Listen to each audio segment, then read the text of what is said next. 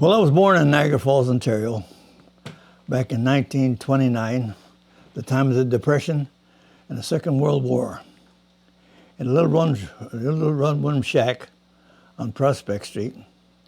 The times were tough back in those days. My dad worked for 50 cents a day, and we didn't have any no plumbing and no electricity. We had a little back house, two-seater out the back. We used to fight the snow to get out there. But I imagine. Oh, then when I got to be 6 years old, my father took me down to the BME Church, our local church, and my Aunt Norval Johnson was playing. She was the pianist there, and she asked me one day, would I come in and play some drums with her, because I played drums. My dad taught me to play drums. So I told her yes.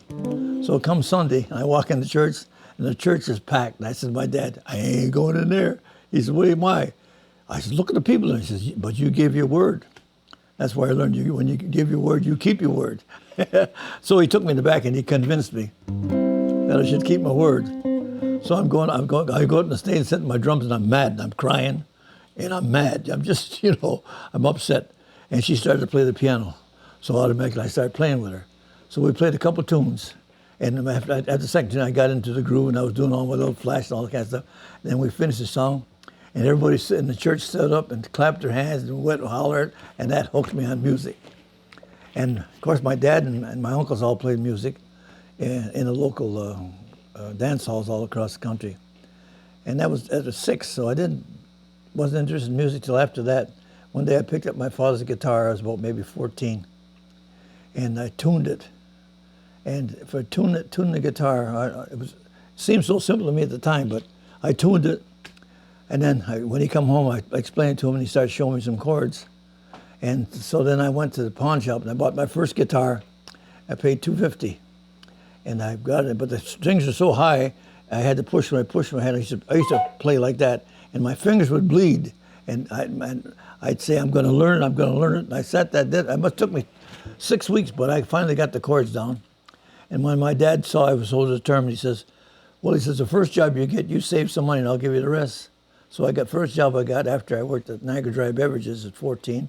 I went to work at Ontario Hydro at 17, and I saved $75, and he gave me the rest. And I went down to Brooks Music Store in Niagara Falls, and I bought my first guitar. It was a Martin D28. It was $141. And today you can't buy that same guitar for $3,500.